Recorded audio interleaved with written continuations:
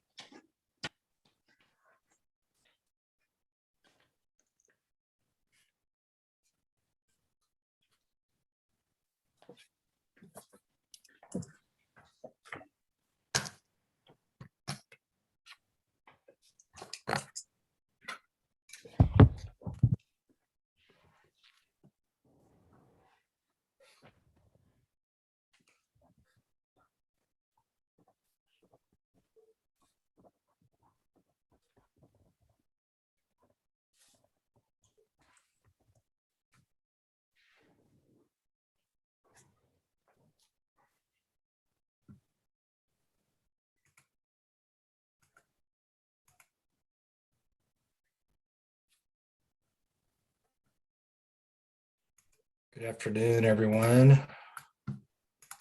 Good afternoon, Alan.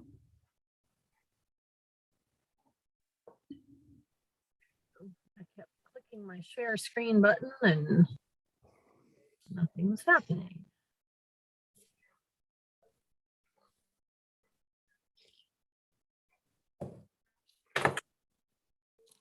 Good morning, everyone, or I guess it's afternoon now. I forget which meeting I'm in, but welcome. And can everybody see my screen? Thank you. Yes. Well, thank you for joining us. We will get started as we always do by simply reviewing our guiding vision and mission and goal statements. So since we don't have anybody on the phone, I'll give you just a second to look at those on the screen.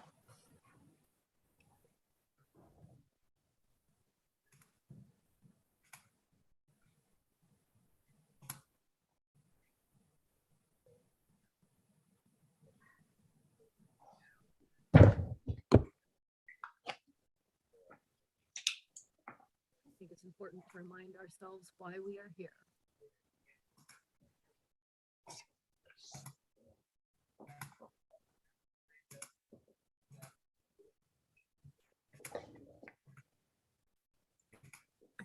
All right. Well, again, thank you everyone for joining us today. And I thought I'd begin just by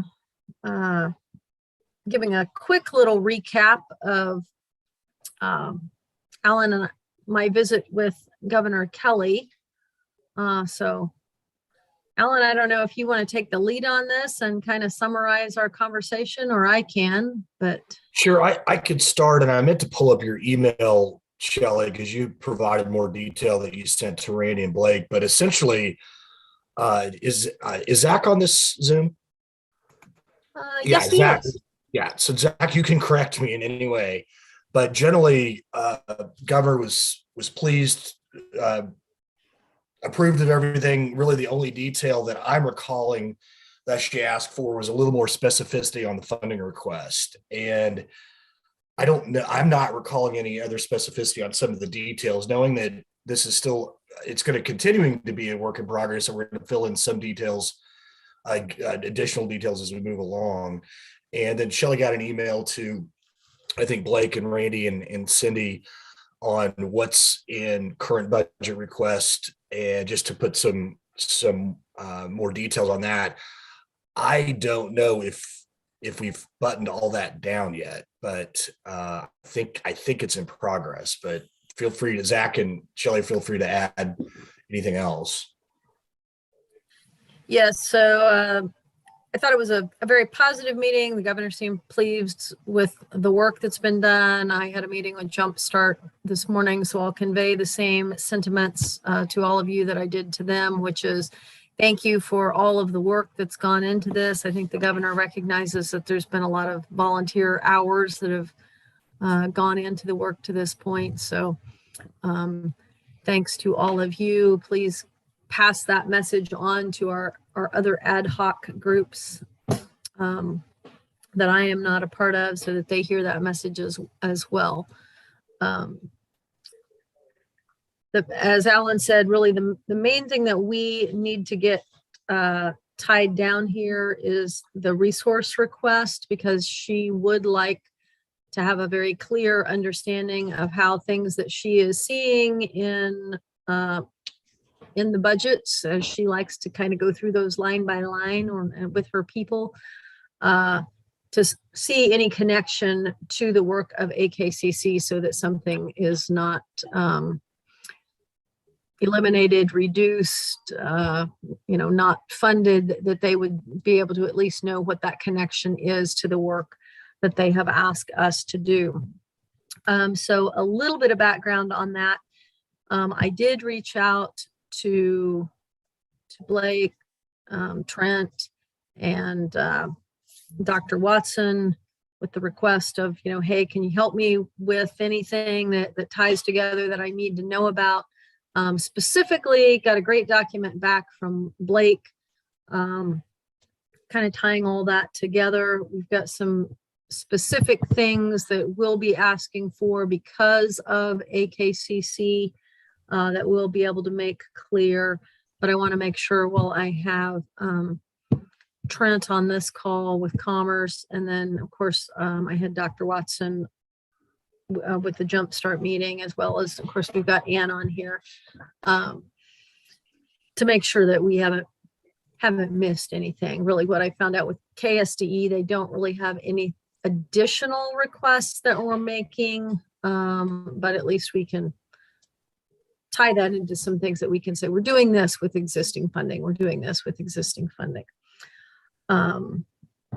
So with that, I wanted to share my screen and show you our work in progress on our strategic plan, because my thinking is, as we finish out that strategic plan document so that we can put the narrative with it, and I think we're very, very close now, there's a column for resources. So as we look at that document and go through that process, that's where we'll plug in those resources and make sure that we're squared away on those. And I did download our strategic plan document from Google so that I just had it in a standalone version and made some changes to it so that when I showed it to all of you, it didn't have a million, strikeouts. And I just thought it was easier to look at this way. So if we like all of these things that we're seeing, then I can just make sure I haven't missed anything, because I know Cindy's group was working on making some changes. Make sure I didn't miss anything that she's done, and I can just replace the document that we can all see on Google Drive. But I am going to share my screen and kind of show you this updated document.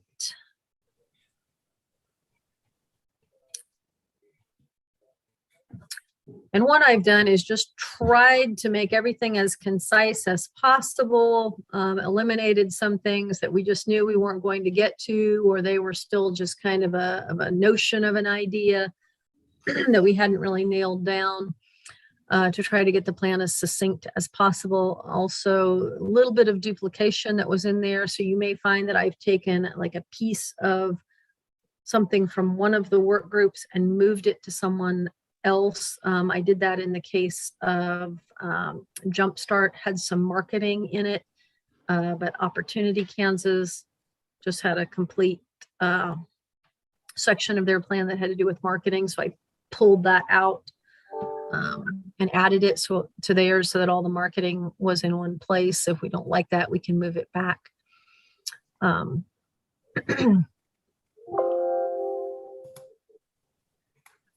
just walk through this step by step, look at what we have, what the action steps are, who the agency is that's responsible, kind of look at some end dates that we have in mind.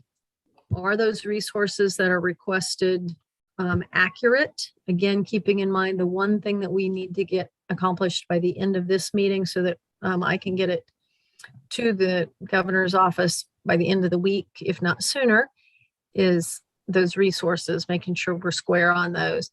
And then expected outcomes. Do we have the outcomes that we like, so that we have some measurable objectives in here. So any questions about what the game plan is for today? Or comments from the other chairs? All right, so Jumpstart, we did tweak this goal just a little bit. The best in the Midwest graduating high school students prepared for. There is still so much controversy on different groups as far as what that perfect number of college credits should be. So we simply said at this point, we're talking about prepared for post-secondary success. But since the whole plan is talking about college credits and IRCs and apprenticeships, we thought maybe that needed to be just a little more broad. Now, if this group disagrees, we can definitely change it back, but that was the conversation that Jumpstart had. But that we didn't really think that that 24 to 30 hour goal was really tying into everything else that we were talking about. And in fact, that maybe that would be a little too aggressive on, trying to do that for all students. Maybe. Regent Kiblinger.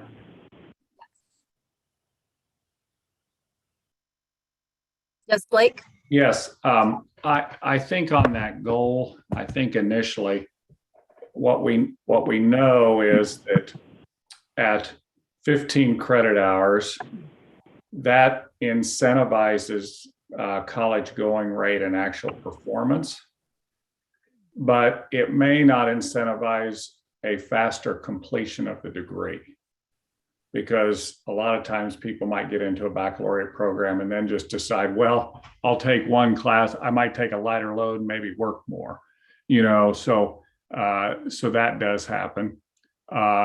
So I think the 24 to 30 was thinking, how do we get students out of high school with almost a full year under their belt, which would be a true jumpstart? I think that was the initial thought, but I'm fine with not making it as specific. I know some have talked about at least 9 credit hours, or I think actually any goal would be nice to put kind of a stake in the ground and see how we can move forward.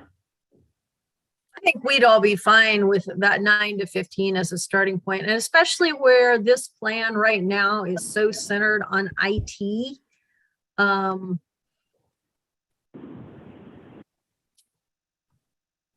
That may make better sense. And then we have some of the information that we looked at that Stacy was, or not Stacy, that Scott was showing us just recently on, the percentage of how many students we have with high school diploma, some college. We may not be that far off. So we weren't quite sure. There was so much controversy right now that, do we want to say 24 to 30? We hadn't seen anything in our group that had convinced us that was the right number to put out there quite yet. Is there controversy? I haven't yet heard that. Well, and this was from Dr. Watson. My question was, have we decided that it's 24 to 30? He was the one that said the different groups that they have, got it. that there's controversy. Is it 9 to 15? Is it 15 to 30? Is it that they can't decide yet? So that was why we were kind of, well, maybe we want to hedge our bets a little bit and not put something out, because we hadn't gotten any really great studies that we'd been able to come across that said, definitely if you have 24 credits, that just makes all the difference in the world and everybody goes off to college. Or is it the right 24 credits? So that's what we were kind of trying to avoid. If you can get an IRC that's meaningful in industry and it doesn't take 30 credits to do it, or we just didn't feel like we had the right numbers yet to put that high of a number on it. Shelley, I just want to commend their group, because I think what you're pointing to is that you need more than a high school diploma. you need some post-secondary, and that's what that signals. And I think that's as important, if not more important, maybe than tying it to credit hours. So while I was a That's what- big advocate for a year or two of college out the door, I can see that this might actually be more inclusive if we just think about it as diploma plus some meaningful credential. And that's what we were getting at, that we wanted to say, okay, we're not trying to say every kid has to get to this 30, and until we have some of these IRCs and apprenticeships, as those begin to become better defined, that may be a more meaningful path. And then if we put that goal of 24 to 30, might that be sort of counterintuitive to some of those other things that we're saying are going to be of value? So Shelley, I think you said something else really important there, which it might be that these need to be 9 to 15 of the, you said the right college credits. And I'm not sure what the word is there, but there might be power in thinking about that, in part because I think that makes it even more aligned with things like the individual plans of study and some of the other things that are going on around us to make us more focused and aligned, rather than just say college credits. I'm not quite sure how we would define that, and I'm not entirely sure I want to even own that. But that just, it struck me as you said the right college credits, and it kind of popped for me, as that may make a lot of sense here.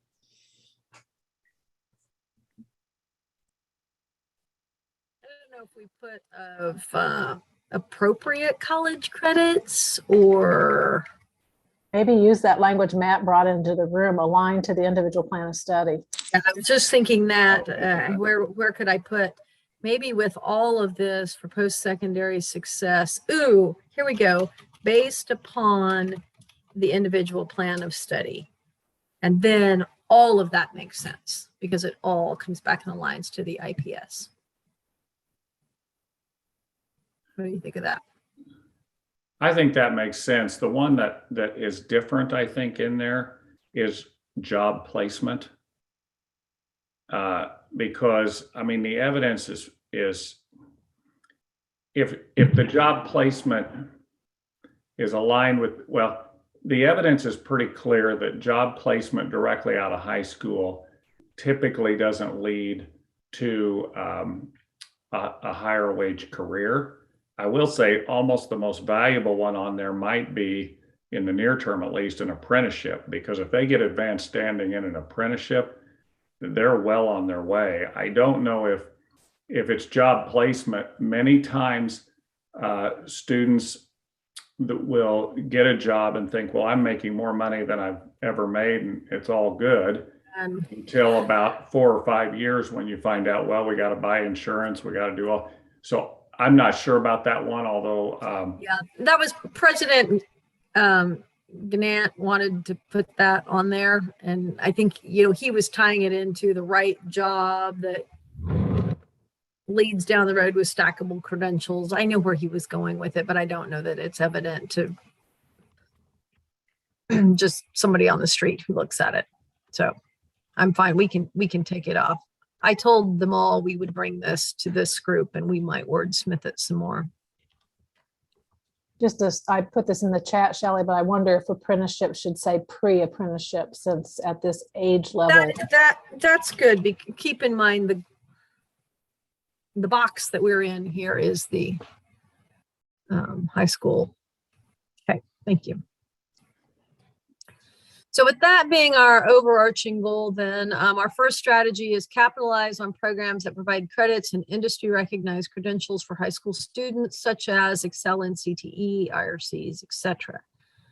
So under that, I'm just going to do a kind of a broad overview scroll so you can see everything and then dive down in. So we have review the Iit cluster at the KSDE level, vet, industry vetting and awareness, K-12 post-secondary collaboration, and development of some video clips, which we may also want to move that down with the marketing piece, so you guys can help me decide that.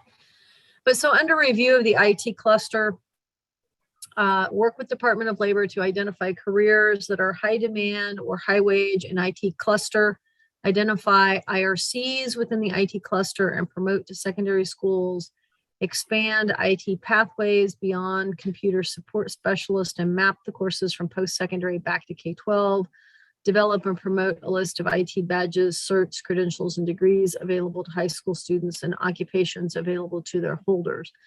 Now, it's probably worth noting in here that we aren't talking about just any IRCs, but that this all ties into this industry vetting and awareness underneath, so that we're not just saying any old IRC that somebody comes up with under the sun, but it needs to be one that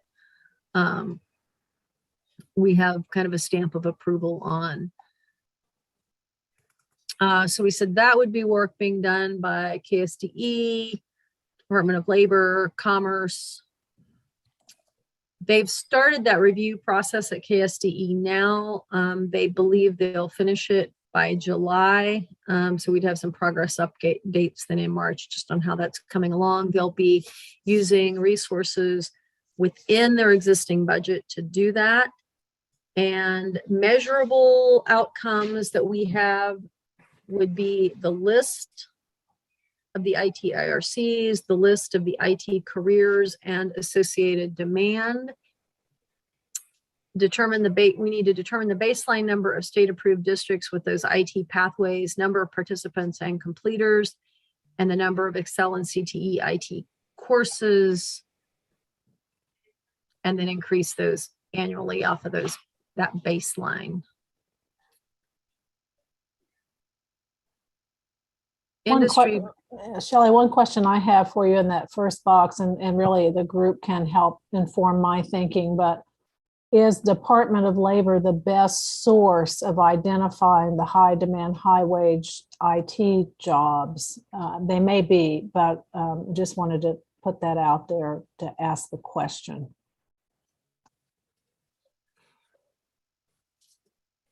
There's some pretty good industry groups. Yeah, CompTIA. There's some groups in the Kansas City region that could help as well. I'm not able to remember the name, but they would be able to.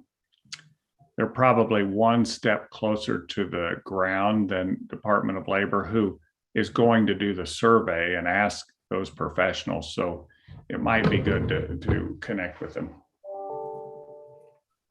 Are you thinking of Enterprise KC, Blake? Is that right? There's Enterprise KC, and there's also an additional group in that really concentrated. KC Tech Council. Yeah, KC Tech Council. You've got Ignister. You've got Flagship Kansas. You've got CompTIA, which I keep mentally leaning on them, although Trent has a better idea of their. Yeah, I think that's a great point, City. It's like let's get the tech. We've got all these tech associations that should be able to lead us to which ones we want, and then KDOL should be able to. Well, they can track the data unless it's an internal IRC. I mean, internal to that individual company or enterprise. So are we looking at in terms of measures? You know, if we're thinking about Jumpstart, and I'd want to defer to Commissioner Watson on this, but you know, one way to start measuring whether or not we're going to make a push here is, are the institutes or the high schools in this case, are their students using the software in their courses, or are they relying on like a Google Docs? So like, do your students get access to QuickBooks, Excel, Microsoft Word, those base software, or are you kind of using freeware that has much less capacity? Would that be a leading indicator? I think, I mean, when we talk about industry recognized credentials relative to computer science or IT, I think we're talking more like Cisco, Citrix, CompTIA than we are Microsoft Word or Google. I think we're looking beyond computer support specialists and into programming and software development positions as well as network. Yeah, we had Oh, really when talked. I saw Excel, it's Excel and CP. I'm sorry. Okay, Yeah, we're beyond gonna the say- application. I was going to say, we had specifically said, we're not talking about, can you do a spreadsheet or use Word? We're looking at different skills besides that. Yeah, the ones that I had just kind of mentioned there, CCENT, CCNA, CCNP, CCIE, those are all Cisco related certifications. So we've done a fair amount of industry related vetting for our post-secondary success measures. And we've had KBOR, particularly April and Charmin, weigh in on what credentials should be a part of those metrics. So yeah, we don't spend a lot of time arguing over Facebook versus Twitter analytics. Those are great, but we're pretty specifically honed in on these high wage, high demand positions. Ready to move on to the next box? I see the thumbs up. Okay, great.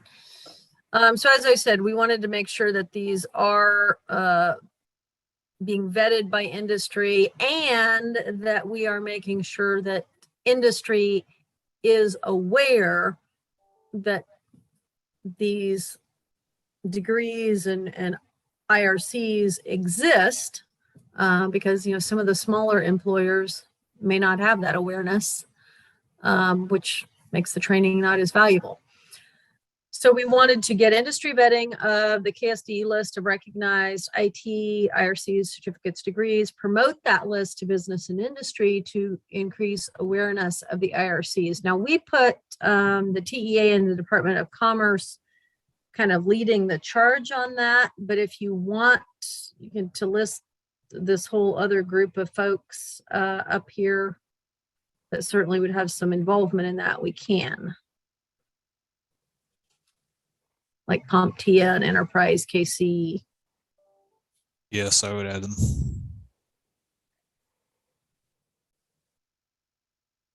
So Shelley, I'll bring up what I did in the last group. We've got a little bit of chicken and egg because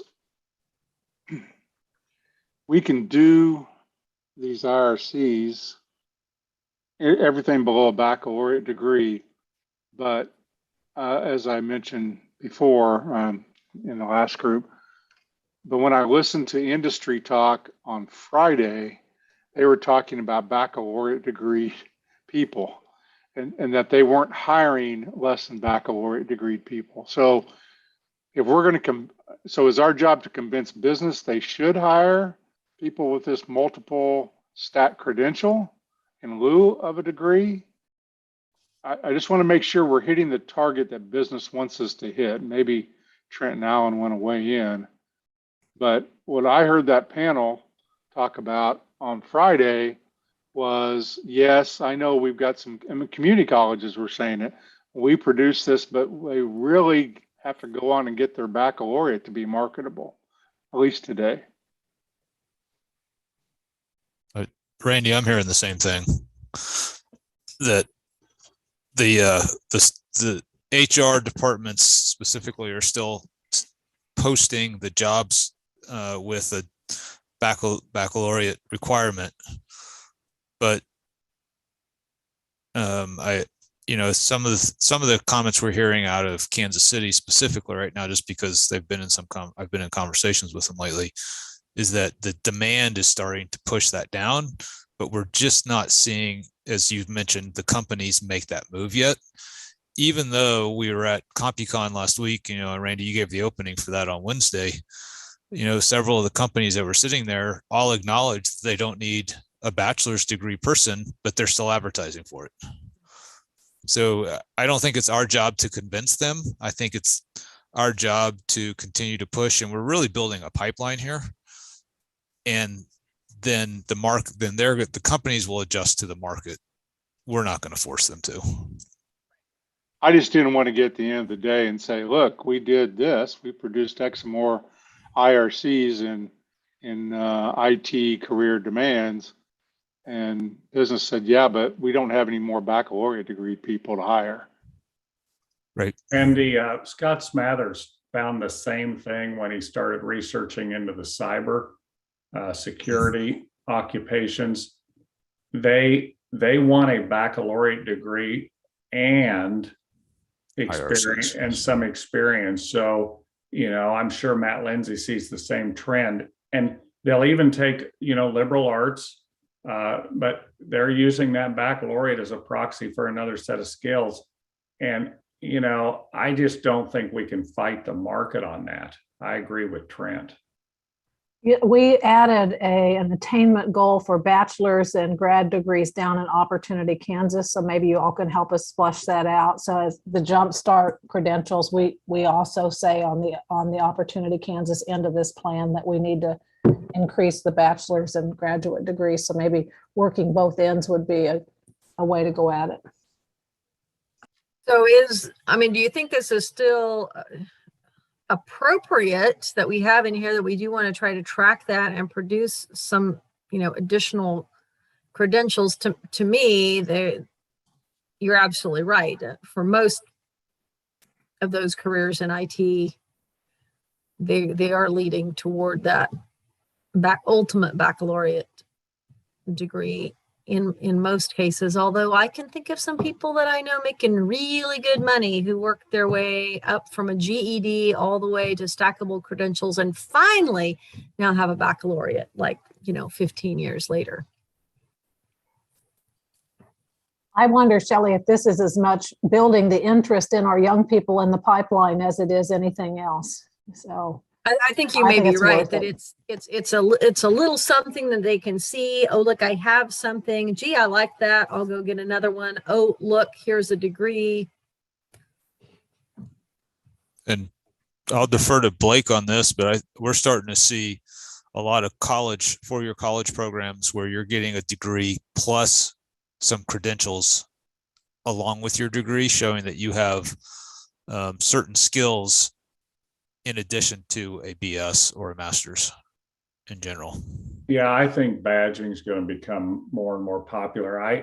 I would say, an avenue is if we know that we need the baccalaureate degree, that first there might be some kind of micro internship or something in an IT area. There also could be, one of those shorter term, credentials, IRCs, but coupled with a kind of a college prep curriculum that might include some of those general ed hours. That's going to give students the best chance of success. Everybody knows a few that have made it without that, but by and large, you're probably going to need a dual credential like that, the formal degree and the IRC. On that K-12 post-secondary collaboration action step, we further broke that down and said that would be KBOR, getting that list of courses offered that go beyond the computer support specialists. So we're not dealing with software. Promote collaboration of universities with two-year colleges and secondary schools to enhance computer science options, develop clear articulation agreements. So we said this would be KBOR, TEA, KSDE working together. Really thought we'd get started on that. I really don't know why we put February as the start date. I think we were kind of thinking that's where we would see them being about at that point with the work that KSDE was doing on the Iit Cluster review. Kind of finish that up in August. Did note that I believe this ties in with our $2.5 million KBOR request, just to support that alignment of Excel in CTE program and enrollment growth. As far as measurables, that we'd see an increase in the number of articulation agreements, increase in the number of collaborative agreements between community colleges and the universities, increase in student enrollment in IT post-secondary courses, credentials, and engagement with business and industry. And we said, wanted to break that down into, then are those students, are those dual enrollment, transfer students, students that have just, begun that coursework at the college or university level. Shelley, did you all talk about increase by how much? We did not talk about increase by how much. Maybe that's getting too granular, but if we increase one program, then we'd reach our goal, but I'm not sure that's your intention. No, I mean, I mentioned briefly, are we talking 5% out of the gate that we're wanting to see? So we need a little more work to come back in and actually put here's the baseline, because I think we know exactly where we are with all of these. Because we know how many articulation agreements we have now. We know how many collaborative agreements we have now. We know what that enrollment looks like because we've seen that for those courses.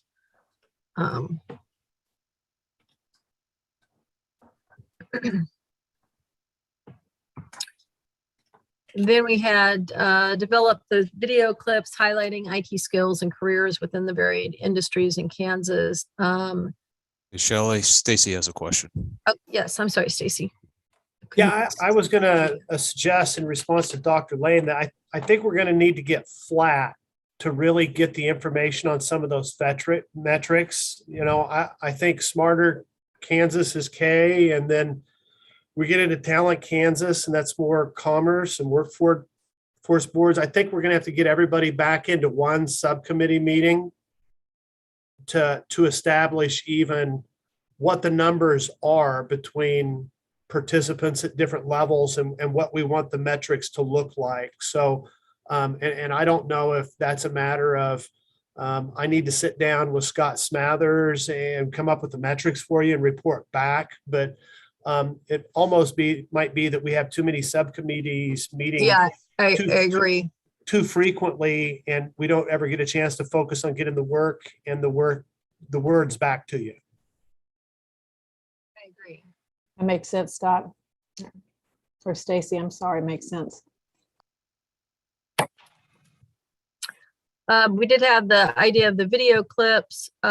Nick Pools is working on a little something like that.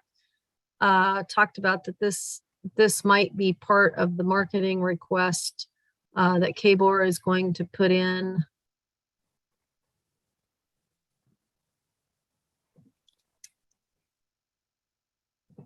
Which also ties in down.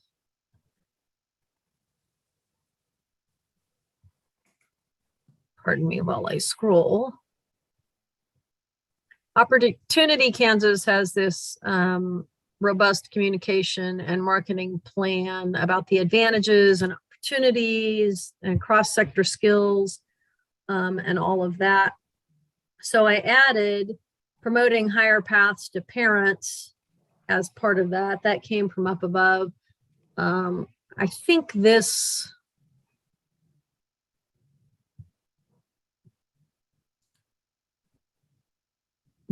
scrolled too far. I think this idea of maybe the little video clips and what have you that we have, I think that may also go down there with that. But Cindy, I wanted to ask you that question before I moved it and put it there. No, our committee really intended for that marketing to be overarching of all of this, and AKCC marketing. We just put it there because we didn't know where else to put it. So. I just left it with your group because it sort of eloquently captured those pieces, and I just left it there because it was easy for formatting purposes to do so. Well, that credit goes to Jean and to Heather for their wordsmithing.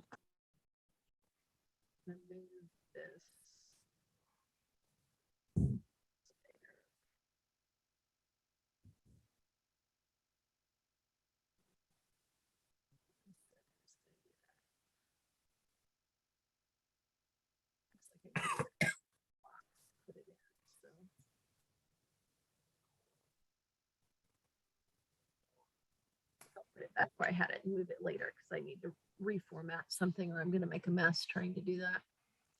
I will just turn this red and then I'll know that I'm going to come back and move it later.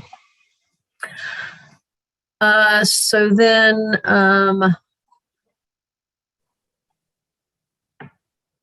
our next goal is best in Midwest in preparing students with the advanced skills to succeed in our highly competitive economy. So that strategy is expanding work-based learning opportunities to promote student career awareness, including but not limited to those WBL experiences that lead to internships or pre-apprenticeship and registered apprenticeship opportunities. Although it may be, since this is Jumpstart,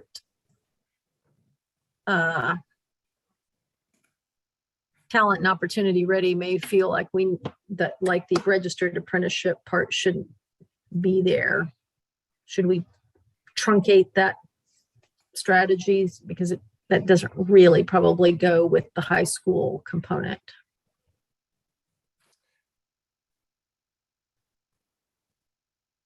Well, doesn't it? Since it's focused on K-12. Aren't most of those registered apprenticeships? Oh, I though, was thinking work-based learning, not registered apprenticeships. Yeah, Sorry. the registered apprenticeships, those are going to be after they're 18, unless I'm mistaken. Cindy's saying yes, so. Yeah, agree. Shorten that just a bit. So under that, then again, just a little scrolling here so you can see everything. Work-based learning intermediaries, IT pre-apprenticeships, and I'll take that apprenticeships word off of there to be in keeping with what we just did. And teacher training are kind of all those, teacher training gets into another strategy.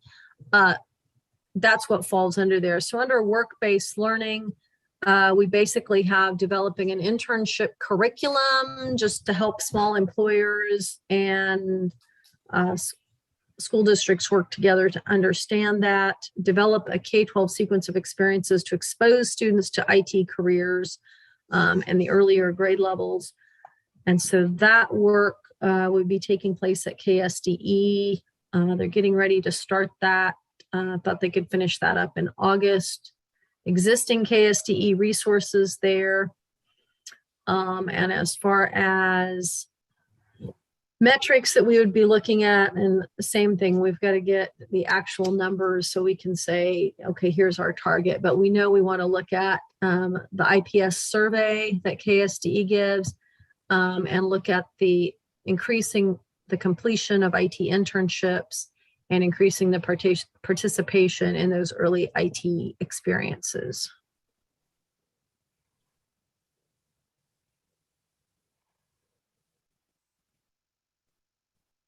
Hearing no thoughts or comments, we'll move on. The WBL intermediaries, we thought it important to start off getting a report from the intermediaries on their current success, progress, challenges, and suggestions for moving forward as we get ready to expand to have more intermediaries. Additional training for intermediaries and post-secondary staff, how to work effectively. And then you can just see what they would be doing. They'd be helping to leverage the existing WBL intermediaries and with all these other agencies to identify and activate those regional employers with IT talent need, develop field trips, shadowing, pre-apprenticeship opportunities, connecting with those K-12 CTE advisories, curriculum workshops, all those kinds of opportunities, getting a speakers bureau going regionally, using intermediaries to train the trainer to support the work of flagship Kansas and Kansas Dec Council with those activities. And again, connecting with those entities to engage employers in work-based learning. So we pretty much have KSDE being the person that carries, or the entity that carries the water on that. Looking at kind of fall 2022 and beyond for completing that. Now, it's my understanding that Commerce is putting in an ask for additional intermediaries, but I don't have the details on that. So Trent, can you enlighten me on that?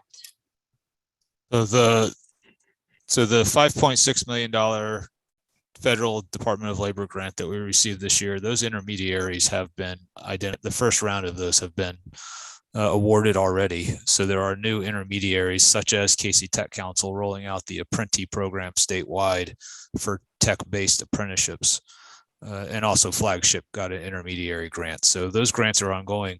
I think the other piece that's there, it would be the work of the apprenticeship task force that was that met this summer. Alan Cobb was part of that. Their work, as part of that work, they created a budget that would be state budget, funded budget that would be necessary to continue to expand the apprenticeship program. And that would help fund additional intermediaries. So I think that may be what we're referring to. And then the other thing I'll bring up on apprenticeships right now, because I'm actually down in Wichita today and was just finished the Kansas Apprenticeship Council meeting, is the Department of Commerce has hired a full-time apprenticeship coordinator focused on IT and computer science. So that position exists, is in place, and he was participating in today's meeting. He also participated in the CompuCon conference last week on Wednesday, where we brought together everyone to talk about getting computer science in the high school. So, those are just some updates there and continue to have traction, but we are going to need some state investment at this point to really make this continue to move forward. And that's what I need, Trent, is just some detail on that. So I think what the governor is wanting to see is exactly, okay, so who's the entity that ask is coming for or coming from, and what's the dollar amount? So if you could get that information to me in a way that I can plug it in here, so that's a little more clear. Right. And I think we need to consider, this group needs to consider, that the budget request that's there, and again, Alan, jump in, but Sure. I think in this upcoming session, it would be, while Commerce may be the one that oversees a lot of that work, I think it would be really smart if Commerce was not the lead agency asking for those funds. Right. And I come back in a lot of our subcommittee meetings, Shelley, and I say, well, yeah, career and technical education could do that. We don't need additional resources.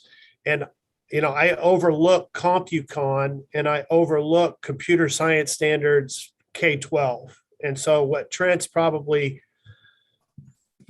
we probably need to register for the governor that computer science standard implementation is a pretty heavy lift. And there are significant dollars that go with standards that I haven't alluded to or mentioned. So we get to come in front of her at one point, and if there's a several $1 million ask for computer science standards, and it's not in what I've identified because I'm working with a relatively small number of programs. I also want to bring in the room that Mike Venus talked about $741,000 for an additional wave of the intermediaries. Now that might be intermediaries we already have paying for this next year cycle funding, but I constantly am told we need to figure out how to sustain the state investment in the intermediaries. So just bring that up. I don't know, Trent and Stacy, where that $741,000, if it's in the budget or if we need to mention it here again just to reinforce it. But that's the number that's been given to the governor's council. I will tell you at this point, due to the budget writing process, Commerce is not clear if that is in our budget, will be in our budget next year or not. And I will echo Stacy's comment of our ask that I was referring to was for registered apprenticeship programs, but we have not had that ask yet of how we're going to get computer science into the high schools. And that is a significant lift to get all those to get the teachers up to certification and implement. So again, that could be an area of advocacy or education, I should say, that we should consider conducting.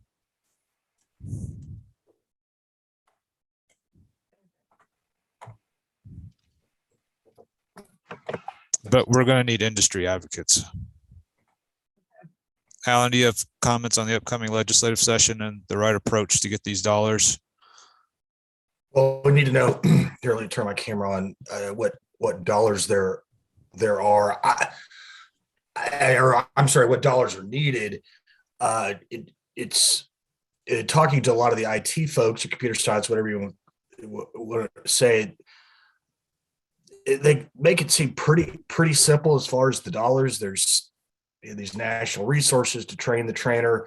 I know nothing is easy, so I realize it's probably not quite that easy, but there would certainly be, I think, a broad base of business associations that would, in that broad sense, support that. Now, that again, the details, and then where does KSDE fit in with versus the legislature? I think everybody's generally in agreement on the goal. There's not as much agreement about how to get there, obviously. And then what timelines, et cetera, by 2023, what do we want to have accomplished 2025? And that's partly what we're doing here with this group, but the computer science, some of what the computer science folks want are more detailed than what we're doing or what we're addressing. I mean, we're addressing, they're not in conflict, but it seems to me there's maybe more detail. Or would you agree with that, Trent, or am I off base? Okay. Yes, we're going to need to get into more detail. Okay, so am I right that we think the ask is around $741,000, but we don't know who is going to advocate for asking for this? Did I understand that correctly? I need to see if that's in the budget that the task force put together. But again, that request from that task force has not been incorporated in a budget that I'm aware of. You might want to swing to Mike Bean, Trent, to see if he has that somewhere in his budget for the intermediaries. I thought that he did, just for work-based general and the workforce boards.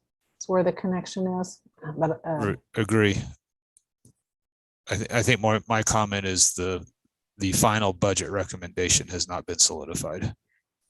Therefore, I don't know if it will be included or not. I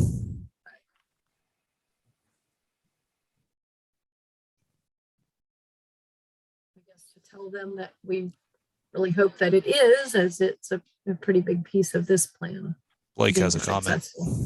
Blake, yes. Yeah, so just in terms of mechanics, so AKCC has taken this information to the governor. And then really, if she, I mean, a single agency's not, let's just take the marketing. They're not going to ask for the 300K in marketing. She would put that in the budget and it would be her discretion on which agency to place it in, I believe. Yeah, Is that what I'm hearing?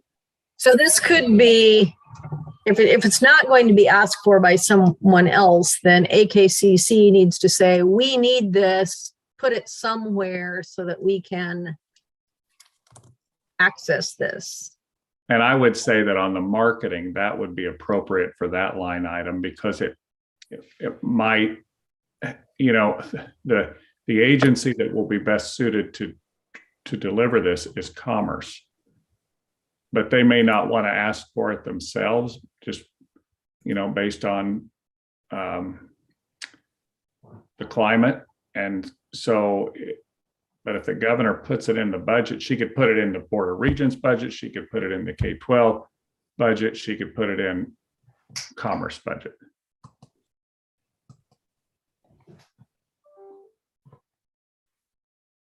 on a side note, this reminds me that we really need to get that fiscal review done so we know more about how all funds are being used that might support these initiatives.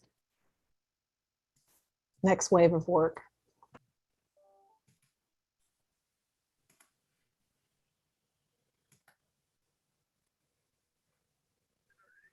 So let's see. As far as things we were looking for there, and again, we've got to get the numbers baseline numbers and everything plugged in here, but increase the number of intermediaries. We thought a survey completed by the intermediaries on the number of opportunities and partnerships, et cetera, that are out there. So we don't even have that baseline information yet. The number of joint advisory meetings with the intermediaries, the community college and tech schools and the high schools, that would be another thing that we thought would be evidence that these intermediaries were creating collaboration and synergy around all of this.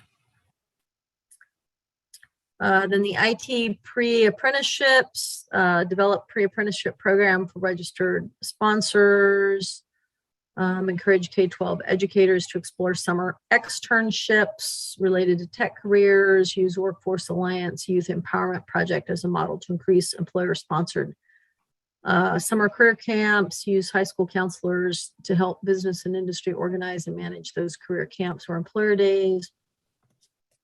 Kind of a reverse boot camp idea to teach K-12 educators about the why this matters so much with IT.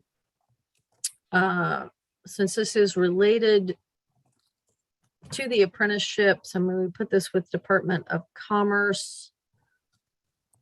Tell me if you think there's a better entity that we should have there. We made mention of that existing grant by Commerce, thought maybe additional grant possibilities there with NSF, Department of Defense, and what we'd be looking for there would be the number of participants in IT pre-apprenticeships. Again, we'll take the apprenticeships off since right now we're just dealing with the high school students. Thoughts on this row?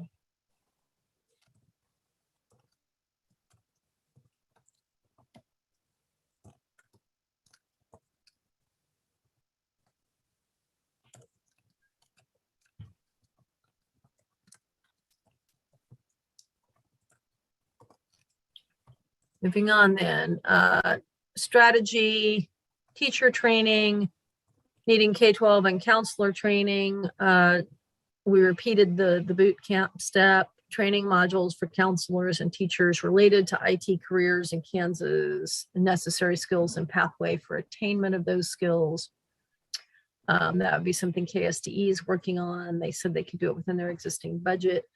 And we'd simply track the number of educators who are participating in those KSDE-led trainings.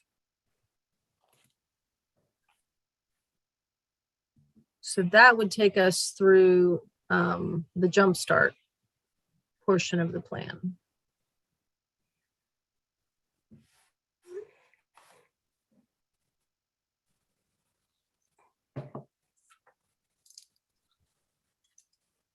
I can keep kind of stepping us through here, but it might make better sense to switch off and let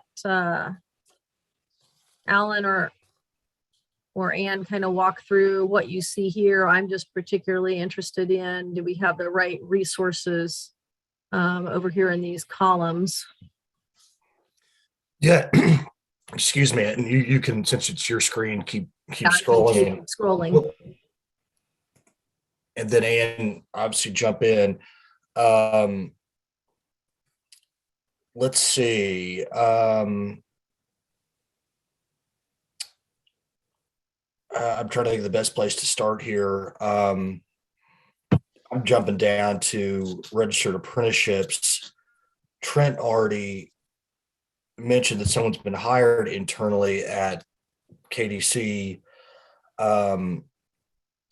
based on that ground. And I have to continue to remind myself. So we're focused on IT. Obviously, in the moving forward outside of this committee, we're going to go beyond IT. And then what Trent already mentioned, the coalition of sorts, an apprenticeship, we're requesting, I think, a $2.7 million line item to continue to boost KDC on registered apprenticeships. Stacy, I think, well, I'm gonna have to go back in the chat. You had a question that I think was relevant to this, but I'm gonna have to look at it. Maybe, and what now I'm on the next, well, this is how I printed out next page on regional navigation. Make sure I have my pages correct. Yeah. I guess what I felt that I heard was the regional navigators working with commerce, was that included previously in this document. So I'm down to the action step on registered apprenticeships, the third box. Yeah, regional navigators. Did I not hear that was included in another group's recommendation? Does anybody else remember? We have the navigators up here in the WBL. Well, no, I take that back. We have the intermediaries as far as the navigators. I'm sorry, I'm probably mixing terms in my. I think we're mixing terms. I guess that's sorry to we certainly I lean on Trent a lot. Is that federal grant that's been received? Are there funds enough to support those regional navigators?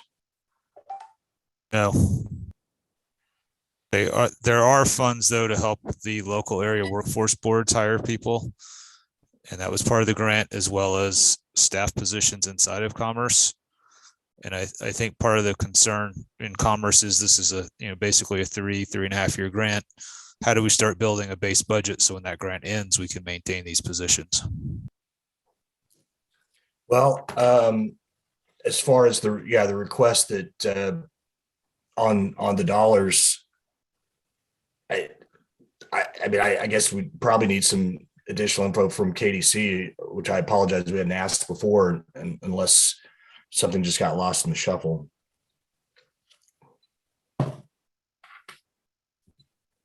Is that something? Is just a separate offline conversation to get the detail into the document, Trent? Yeah, we'll just need to work with Mike Bean and Shonda Atwater, who's the director of work-based learning, to get some of the details of that grant into this document. Okay.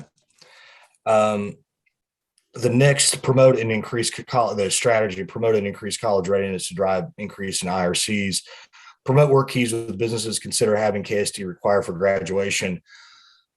This has been a challenge. I think everybody on this call are fans of work keys. I believe the state pays for those tests. We certainly promote it at the chamber. I know other business groups do. That's a little fuzzy. What does it mean to promote it? And I think that if Jack is Alston is the work keys evangelist, that if that were easy, would have been already done. And the required resources, existing ESRA 3 funding. I don't know what the amount of those, I don't know what the extent of those resources are to promote, and not to put more on Chris and Brighton, but promoting maybe something via marketing. And I'm sorry, I'm multitasking here in my head. So I'm not sure what we do there. Open to any and all ideas.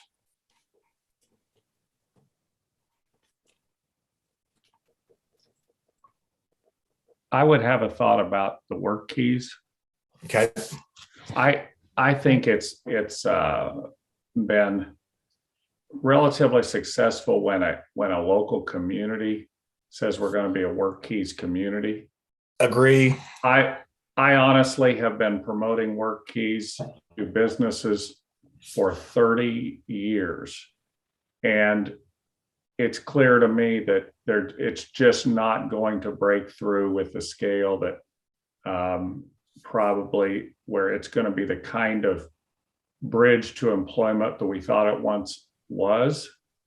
I'm not saying it's not a good thing, but if employers were going to adopt it with all the efforts that have been done, I think it would already be adopted.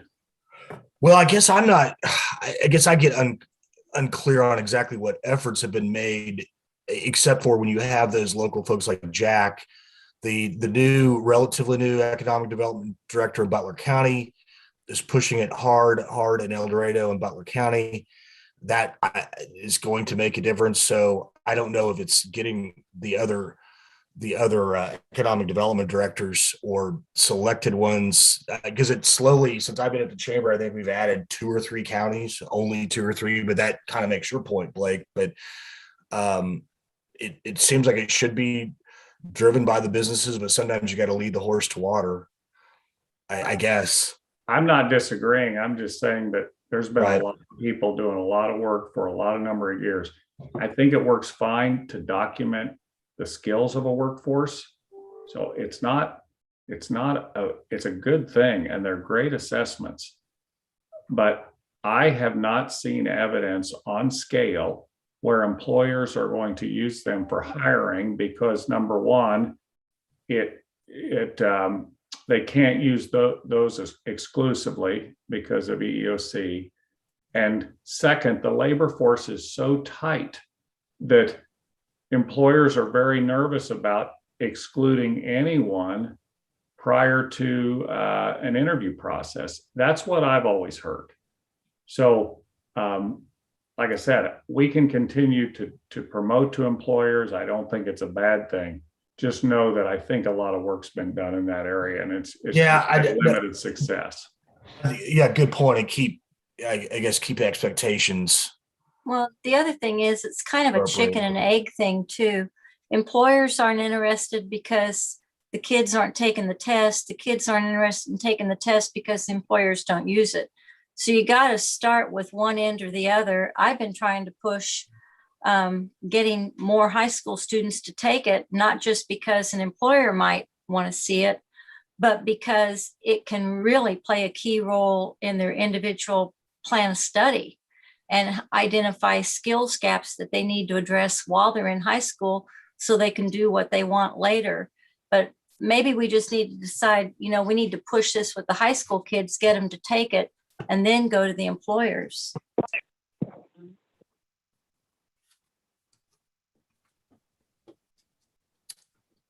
I agree. I mean, I think that makes perfect sense.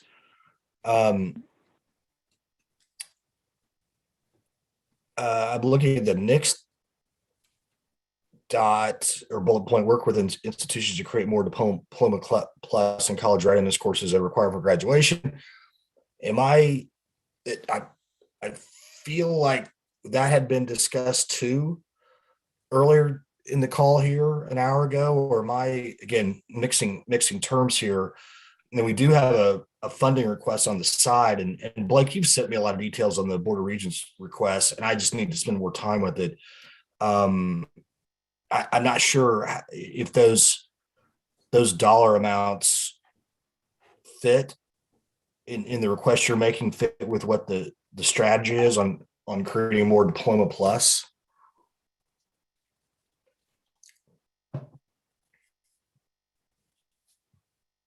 That Blake, that may be it may be the same thing as this K-12 post-secondary collaboration. So we may want to collapse those. I think so. I'll just throw this idea out. I've had before that we don't want to go that route. I thought, because there is quite a bit of overlap, and I think the overlap has been good. You have different groups that come to the same conclusions of, I don't know for the audience of the document, whether it's legislators, the governor, interested parties, they really care about the subcommittees, but that's just a thought. Just put all the recommendations so that we do collapse or consolidate where it's not repeat. That's an organizational thing, which I'm no document organization expert. So I think we need to go back and look at that. On study how other states have used federal funding to increase IRCs, there in Ohio, and I don't know if that was a document you linked to, Blake, but there's also, and I may be mixing a couple of things here on the Spark Ask. The Spark Committee just hired an executive director. I talked to him on Friday. I said, well, you're going to get inundated with requests or ideas. And I said, I have several.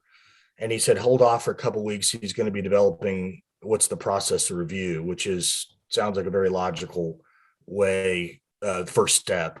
I do feel like Kansas a little behind compared to other states.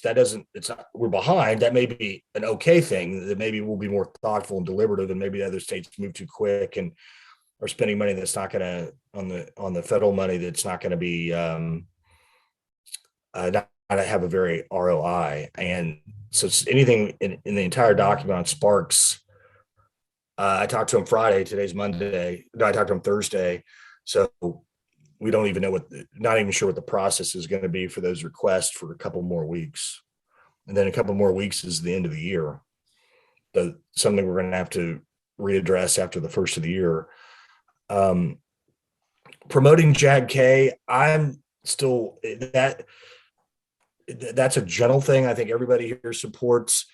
I know Chuck Knapp is talking to the governor's office on increasing funding. I serve on the JAG-K board. Our kind of reach stretch goal on JAG-K board is to have JAG-K in every school district. We don't have a timeline on that. I wish I could tell you how many school districts. I'm thinking we're in 70 out of 280, but that's also whoever the governor's office of a lot of those dollars are TANF dollars. How do they want to split and allocate those TANF dollars, and then what do the school districts want to do to match or to provide some of their own funding? I think we keep that there, and I need to get back with Chuck Knapp on what's a practical timeline based on his conversations with the governor and legislators on how that can increase. There's not much of there are some school districts who just aren't interested, but that does not seem to me to be the challenge on expanding JAG-K to other school districts or schools, high schools within districts that have more than one high school.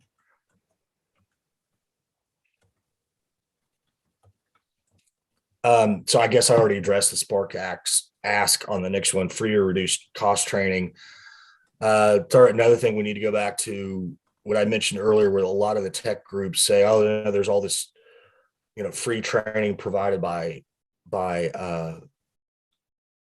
foundations, et cetera. What I don't know is the efficacy of that training. And I attended CompuCon 2 on Wednesday, as did board member Ma and Trent and probably other people on this call. And I don't know that I have a good sense of that.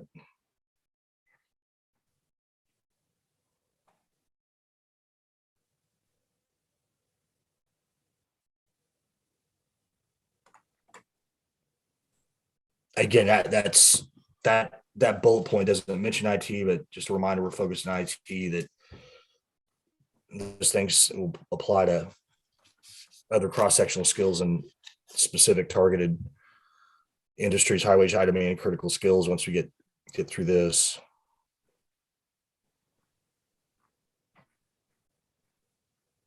So the talent ready, that obviously still several questions that we just need to button up. But I'll go back to the meeting we had with the governor, that it didn't seem to be lots of heartburn. Just let's get some details, which we just need to get. So Alan, when will you have time then to meet again with your talent ready group to firm up a few of those things, continuing to narrow that focus and keep it on IT and a few of those start and end dates and some of the metrics that.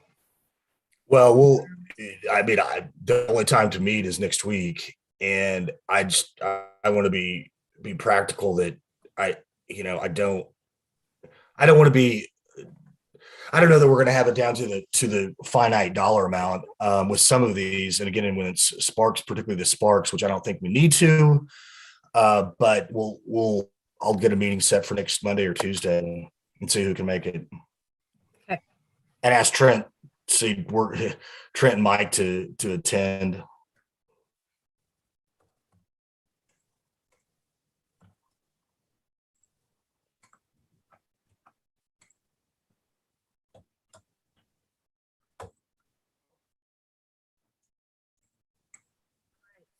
Moving on to Trent and Cindy's group with opportunity. Yeah, I think Unfortunately for the group, Cindy had to drop Cindy, off. and I So think Cindy had to drop off. yeah, I'll run through this real quick. Accelerate the talent pipeline and cross-sector skills. We've identified computer science and IT as that cross-sector skill that we're focusing on. I think all of the discussion we've had so far is helping accomplish this strategy. So I think we've already talked about this one quite a bit. And we've talked about inventorying all the computer science and IT programs. Getting to the business champions piece of this strategy, that I know several people have helped start this discussion, and it really comes down to, they're like, yeah, in general, we support it, but they want to see the details. They want to see what the actual written document's going to be that they're being asked to help support, and what that ask is. So some specificity and a detailed ask is going to be needed before we get anybody to actually sign up. Blake? Yeah, Like that's a question. I was encouraged by what Ohio was doing. Mhm. And it's kind of not related to a direct ask, but they just are moving policy forward that gives every fresh graduate with a baccalaureate degree, if they stay in the state, they get their income tax waived for 3 years. And that'd be a powerful way to, because our problem is that we have too many of those graduates leaving the state. Might be a powerful way to retain those graduates. And it wouldn't be an upfront cost. Yeah, I think you're the bigger point there, Blake, that I see, and we all see it, is other states are being very, very aggressive. That's right. With policy and investment of resources to ensure that the training programs are in place, and then to keep those individuals that are trained in their state. And unless we meet that head to head, it's going to be difficult for us to compete on the national and global stage. The unique piece about that program, Regent Kiblinger, was that it doesn't require an infrastructure of follow-up. Every time we say, well, you must settle in the state, then obviously, usually us or Commerce or somebody has to track every one of those people. And that just builds a huge infrastructure. If you just say, here's an incentive, then you can just track your numbers and see if it's working. Makes sense. Yep. Agree. All right, Shelley, you can roll down. Just getting ready to ask if you're ready for me to scroll. Whoops, a little too far. There we go. Again, we've already discussed this inventory of all the offerings and badges and micro credentials, so I think we can keep going. The number 3 there, realigned tiered and vocational education Perkins resources. I will honestly say I can't remember where we settled on this. Was this one that we were going to leave alone? Blake, do you remember? Or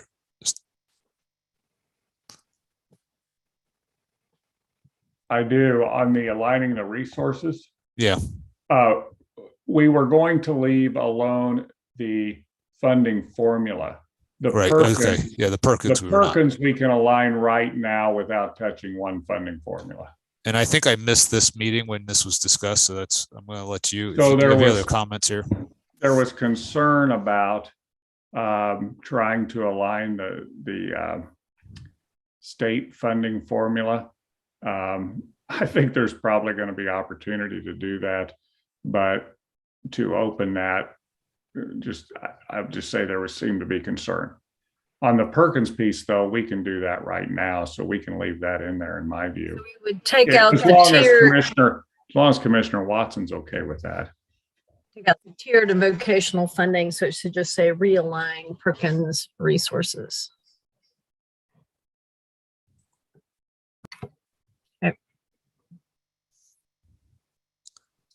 Okay, and then going down, next one, Shelley. Incentivize strategic private-public partnerships between business, industry, and universities, which attract business and build on existing business advancement and growth while creating high-skilled jobs.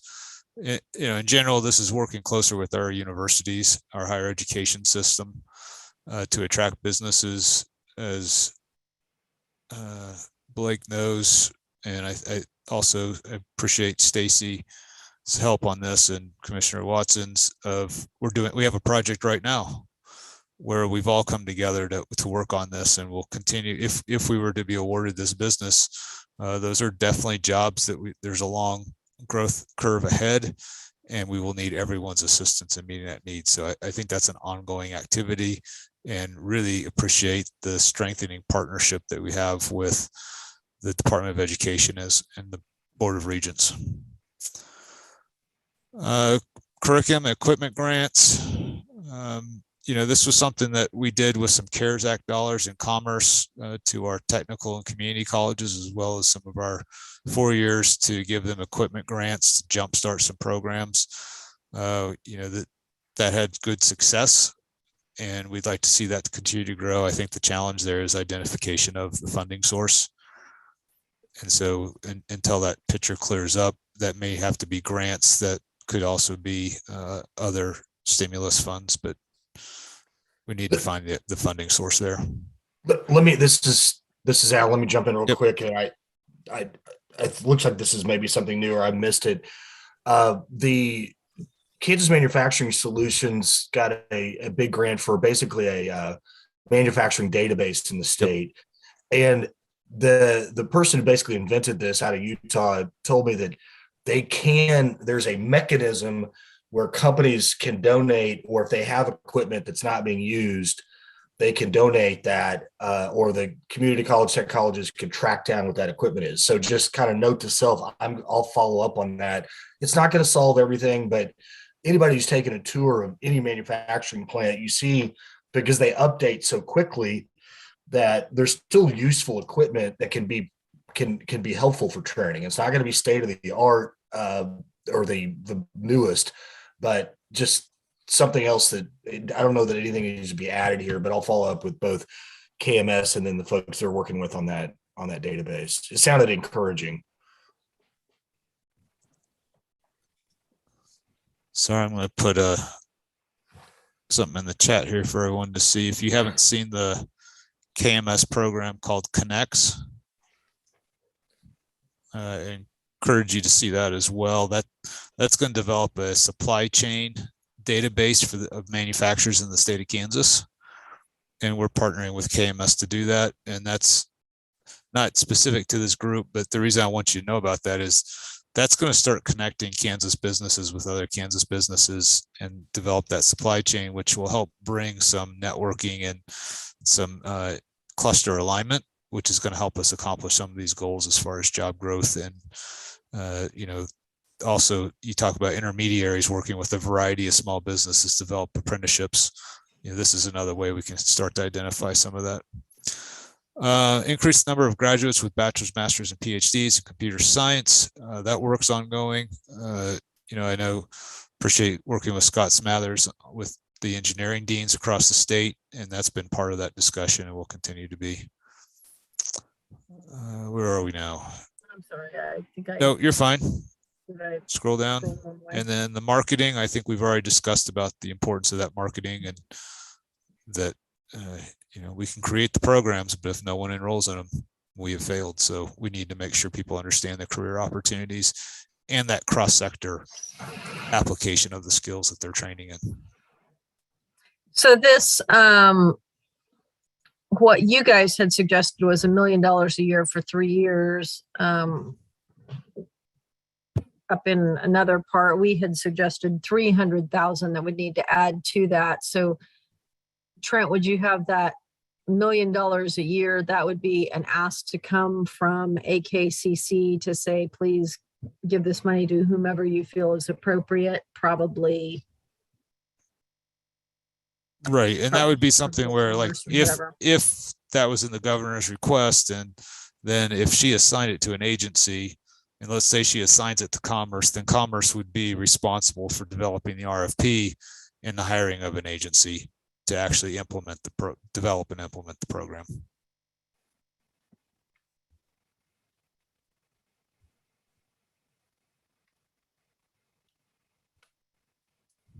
Well, my computer thinks I've typed before, but autocorrect keeps turning AKCC into something strange.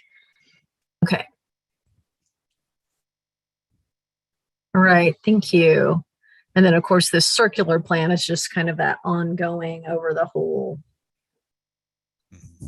plan to stay current on that. All right, well, that is what we have. It's shaping up and looking better and better and better. So I think what I will do is try to capture in one document. Then this is the AKCC request from the governor and where it could go, and I'll send that out to everyone so we can make sure that we haven't missed anything that's going in there. Does that sound like a good idea, Trent and Blake and Randy? I was just commenting, I wonder if, like on the advanced degrees, we have that engineering initiative that worked. Should we try to create another initiative? Because we're talking about a little bit different skill set. Those have always worked. We had one for nursing that worked. We had one for engineering that worked. And it might be time to, put one in this area. That's a great idea. Blake, I'd be willing to work with you on that one. I like it too. Yeah, be great. Blake, what was the funding for that engineering project? Do you remember? We used the ELARF, I believe it was. Elaine's on, she could text that, but it's ELARF money. Yeah, ELARF for the state. And then the key on those is it requires a dollar for dollar match. So you can't just say you're going to participate without putting your own funding in. That's the real key to making those work. Where would we add that, like in? I would say that maybe for this session, we just say we're going to develop it, because I don't think we're ready, and we take that next session. I really think that it'd be hard to turn that around this quickly. But I'm open. I mean, we could do it. Matt and I and a few people could get in a room and get it done. It's pretty late, and it might be best if we did it for the next session, but I'm open to. Blake, I wonder if, I think it'd be too aggressive to try to get it for the beginning of this session, but it might be interesting to have something to start a conversation late in the session as a starter bill when we get to the point where like the education committees or the commerce committees are looking for a little bit of more generative conversations to have. Yeah, we could connect Matt and if that's okay, Regent Kiblinger, and kind of get something ready. It just wouldn't be, I mean, we're essentially at the beginning of the session, so it'd be later, and it might also fit, they might utilize Sparks dollars or something like that, to start it. But again, I'm a big advocate in having the institutions also be part of the match.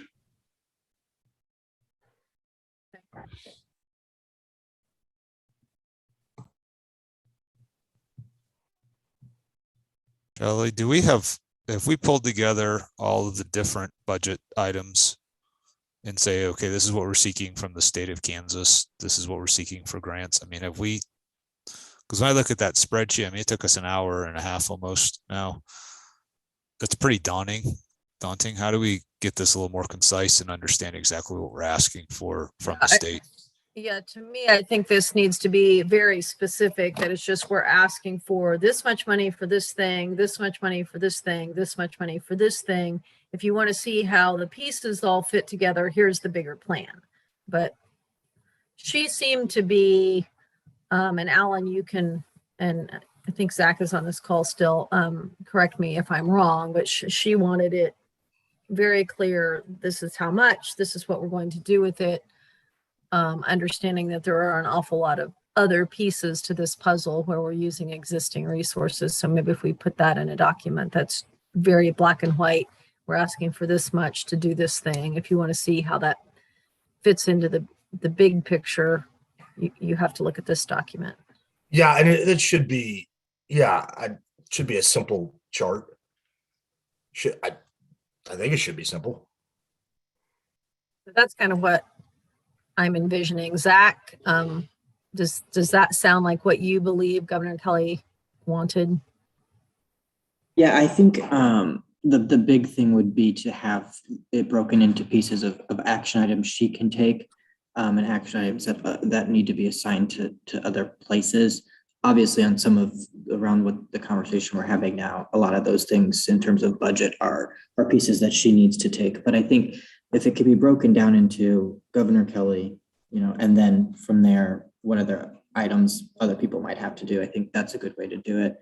But I would agree with what Trent said previously, that trying to condense what we have into smaller line items that just say, synthesize some of the overlap that are on the document.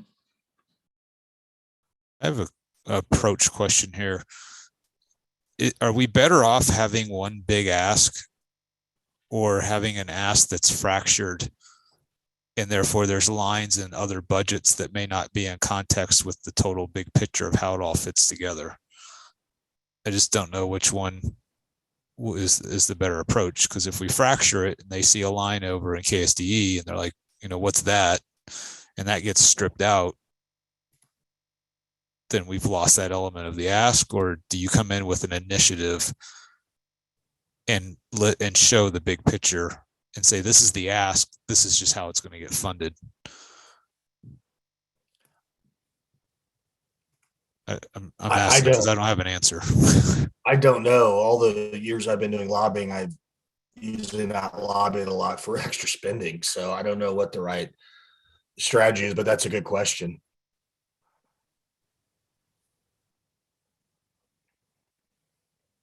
And a lot of us have had very limited success advocating for extra funding. So I'm not the resource to go to. True enough. We probably ought to at least know what the total ask is in terms of dollar amounts and what our priorities are in terms of those things in case they get stripped out, and then have business tell us, look, we need this, this, this. I mean, we ought to prioritize that for her. How does this align, if at all, with the pre-filed bill that Representative Hubert has filed on putting a little bit of money into training and making computer science a graduation requirement? Does anyone know? Taking a look at that bill. Is the language out? Well, he had some talking points. I got a copy of those somewhere, but he had like a 5-year plan that there would be teacher training, and at the end of 5 years, computer science, which he didn't really define, would be a required graduation requirement for all Kansas kids. And I've been saying that's the last thing we need is a 5-year requirement for anything in computers. But that's why, and I don't know if Trent wants to talk about it, we were talking about a plan to put robotics in every school, to maybe redirect those efforts to something that really would jumpstart computer science in the schools and not try to mess with the graduation requirements in law. As of the November 16th, he had not pre-filed the bill. So there's no text yet. No, but he does have talking points. I've seen him. I can share those.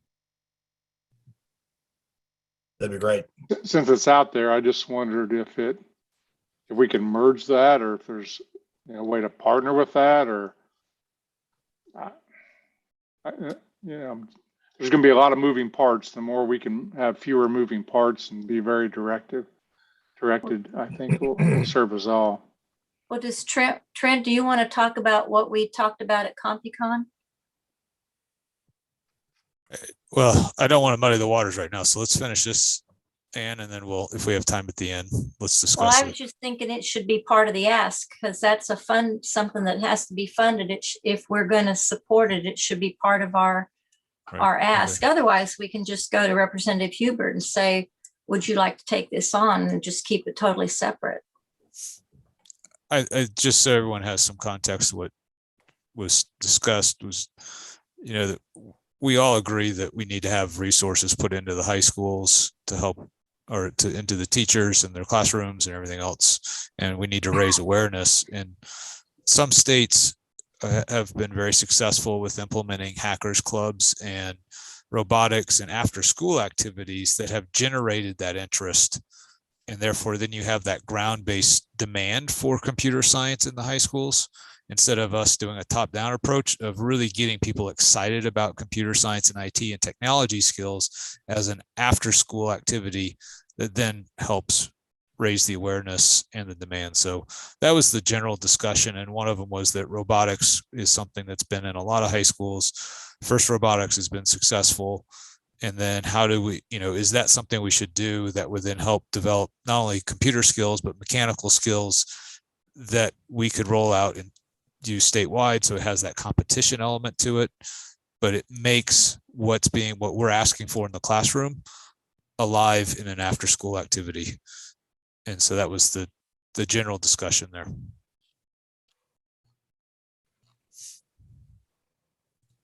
Really, we want to build excitement around this is the goal. And circling back, I'm happy to reach out to Representative Hubert and see if, you know, exactly. I think he was talking about $1 million, if I remember. Yeah. I mean, in the general sense, so it wasn't a lot of money, but for teacher training over 5 years.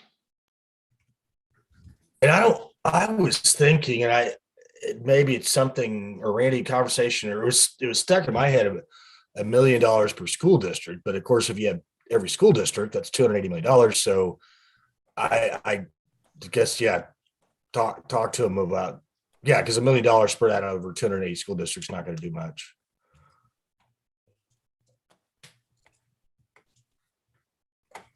I'll follow up with him.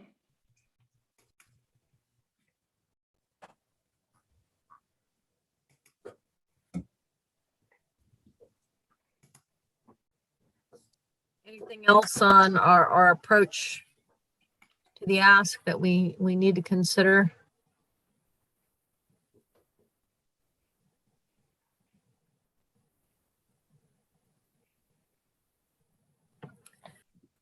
I don't have anything. Okay, with that, just a couple of things that let's see, I want to share my screen again.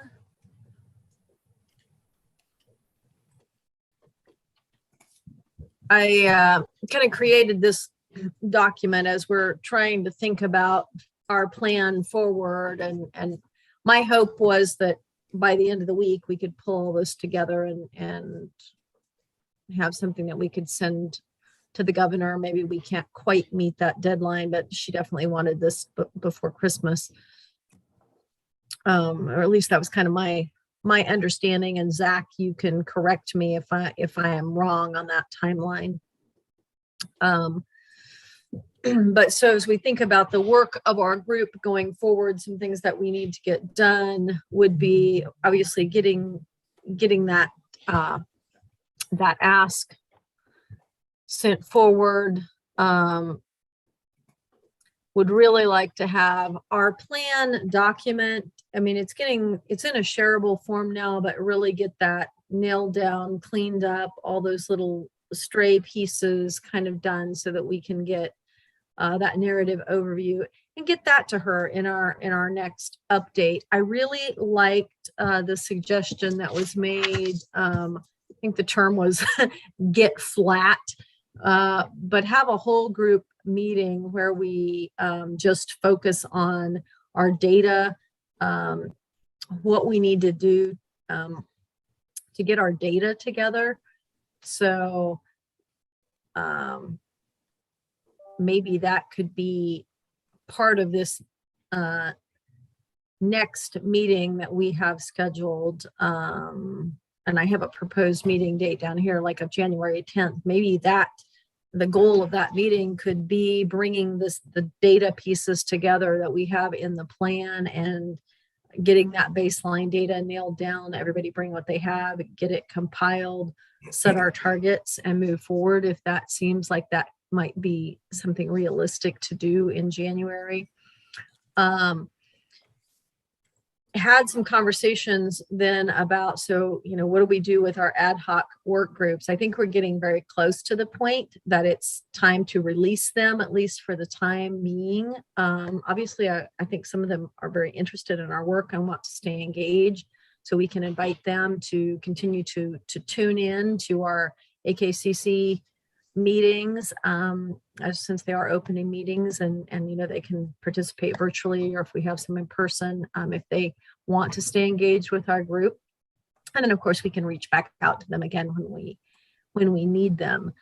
But what I thought is we can begin to look then, once we get that plan up and running, these meetings could go to either a bi-monthly, and by that I mean like every other month, or even quarterly meetings, where we would then begin to get updates on the plan progress that's taking place, because we really have KSDE, we've got KBOR, we've got Commerce. Sorry, I didn't get that changed to Commerce. Dr. Lane told me that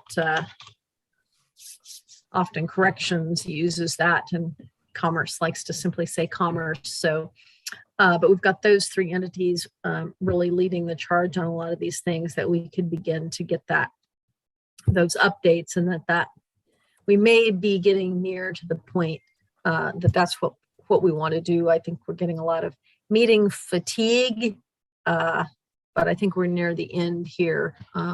Once we get this ask put together, once we get that document into a final form, and then we have our targets that we know that we're working on, that we'd be able to just come together and then get those progress updates and put together a schedule of then, collecting that data and monitoring it as we go forward. So that was kind of where I'm thinking we need to go as far as a plan forward for our group. So I wanted to put that out there, and then just hear comments if you think we're on the right path. Or if we still have more work to do, if we're not quite ready to go down this road yet.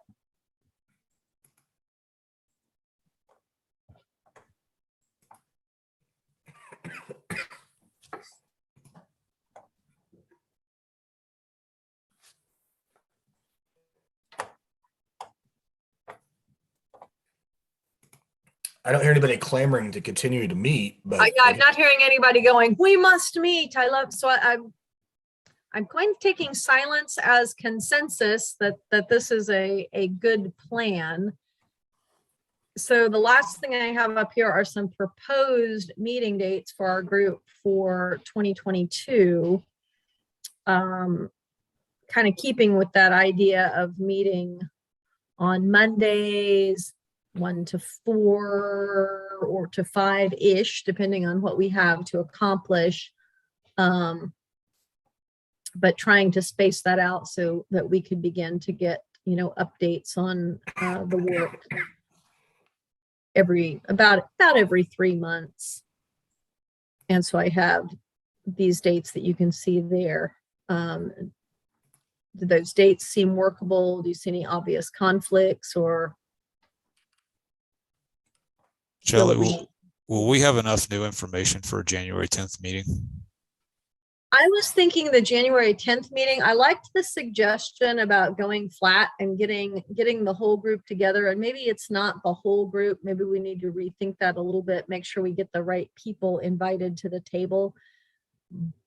But to bring the data together for baseline for everything that we have back in our plan under outcomes. And really looking at what our baseline data is and getting that nailed down, and then setting targets. Anne has a question. Yeah, Shelley, do we actually know that we have people who know they're supposed to start getting this stuff done? I mean, we've kind of put this is who's responsible, but I kind of think if we don't have somebody who's the Advantage Kansas plan central point of contact, this stuff isn't going to just happen organically. And Shelley, to that point, I think, like I know at the Board of Regents, we responded to that finance data request. If I'm not sure everyone did. So just let us know if we need to, if you need any other information on that piece. I know you're going to tackle that after here the next wave.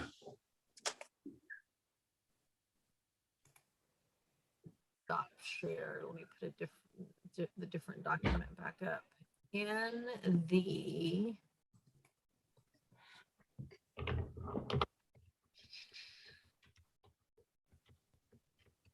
somehow it was in here.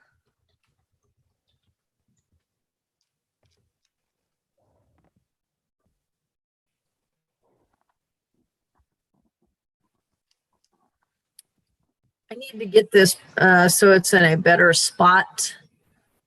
But we did have this idea of requesting money in our ask for an AKCC director. So that then we'll have a program director to begin to move those things forward.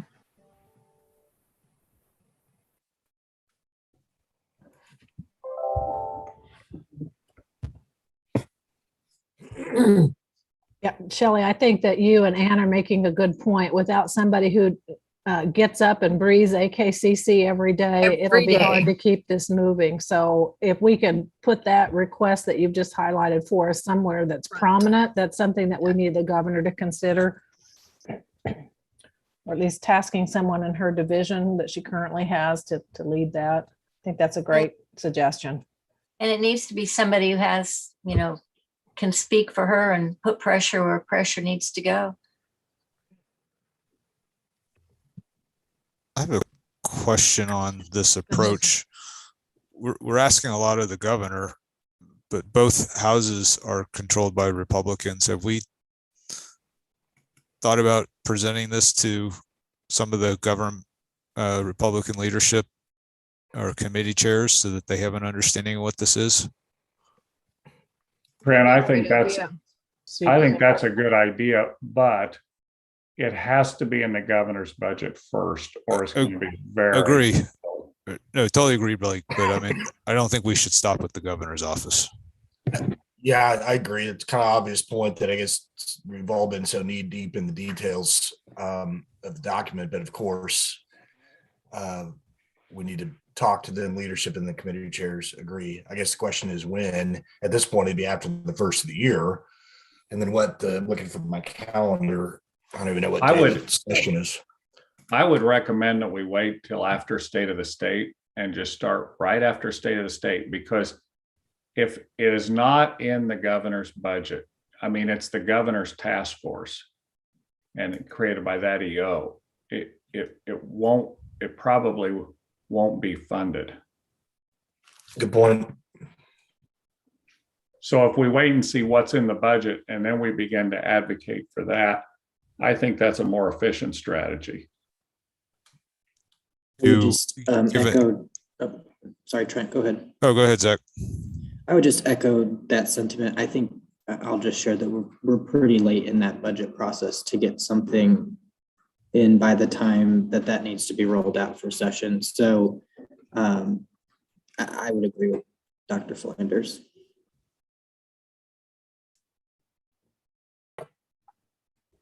But I'm also wondering if we don't need to start scheduling, get on calendars, given the large number, the demands on everyone's time once session starts. I also wonder, Zach, hearing your comment, how do we get the numbers to the governor so that there's a hope that any of this will get in her budget?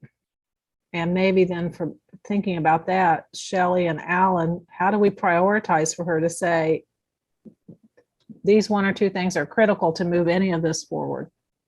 Because I think we need to structure this. I mean, that $125,000 for the position, I mean, that's mission critical. If we don't get that, then I don't think any of this keeps driving forward because we have a lot of people that have invested a lot of time to get to this point. But as I said, I think that meeting fatigue and everything begins to set in that, you know, we've made a pretty good investment here for 6 months in this, but you know, we can't keep doing it. We've got to have somebody that wakes up every morning that this is his or her job. Are the work-based learning intermediaries also viewed as mission critical? I don't know. I would just bring that in the room. Trying to think. I think they're really high priority. And I think at least a portion of that money for the marketing strategy is pretty high priority, because if we don't get the word out. But I think director, the intermediaries, those are pretty key pieces to drive it forward. Then the marketing.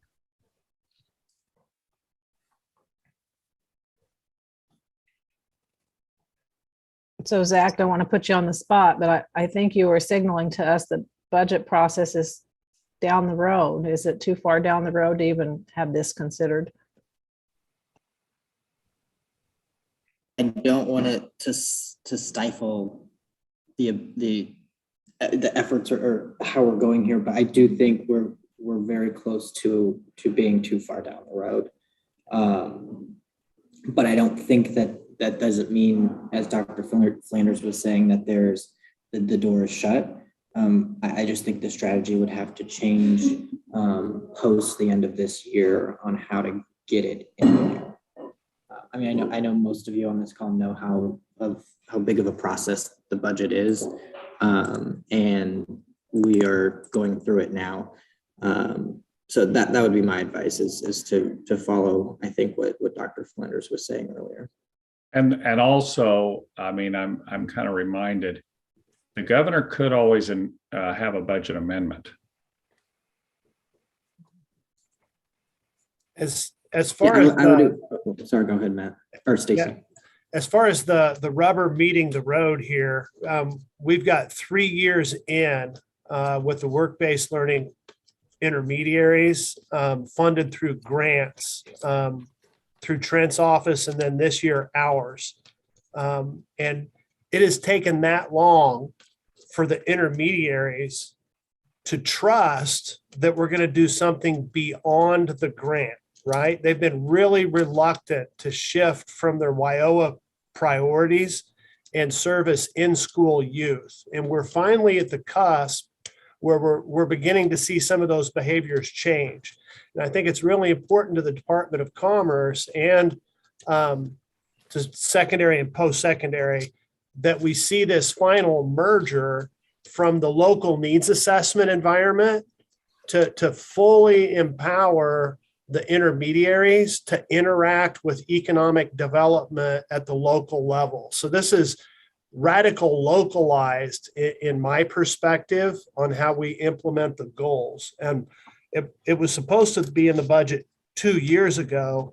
And then the grant shifted from Commerce and back over to the Department of Education. So the point at which we're using our Perkins grant to fund the intermediaries, the workforce development centers, is a little bit farther out from serving pathway teachers than I'd like it to be. So I'm not sure where the oversight happened in getting it into the governor's budget, but I'm really disappointed that we've got to go back and advocate for it again. And sorry if I'm stepping over your initiative or into your space, Trent, but we had just been understand that we'd advocated for that fully, and it was going to be a part of the package. So anything that we could do for an amendment in the future, if you want 5 regional intermediaries, I think it's critical.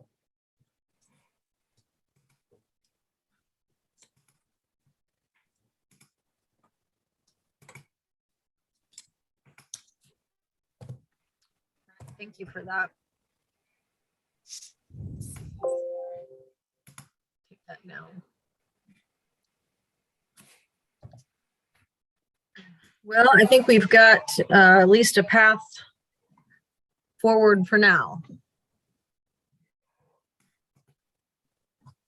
So we'll plan on getting this information. I've got some folks that are going to help me put that ask document together. We'll go ahead and get that assembled, and we'll plan on our next meeting then being January the 10th.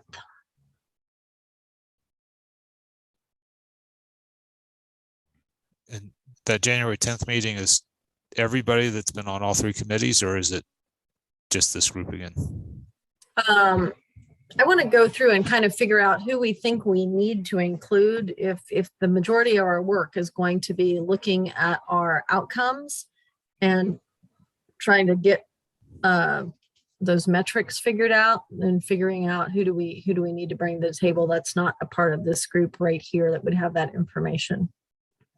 And are you going to keep the meeting length the same, or shoot for like a 2-hour block?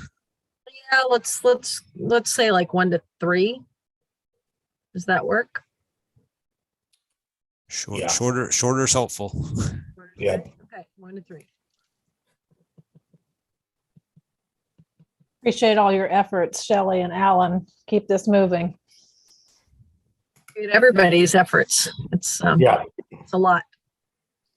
Okay, thank you, everybody. Thanks, everybody. Happy holiday. Happy Merry holidays. Christmas. Merry Christmas. Merry Christmas.